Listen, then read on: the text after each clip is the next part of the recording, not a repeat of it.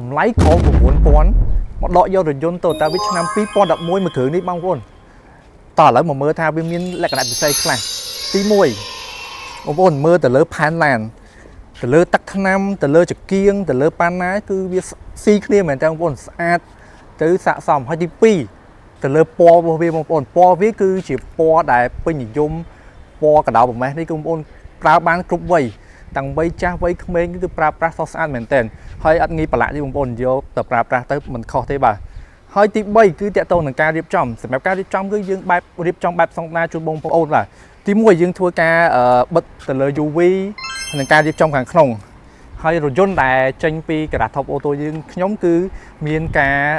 កែក្តោបជូនបងប្អូនដែរចឹងមានថាអូតូក្តោបបងប្អូនខ្ញុំបង្ហាញបាទចាឥឡូវមកមើលខាងក្នុងថាយើងបានរៀបចំអីខ្លះបាទ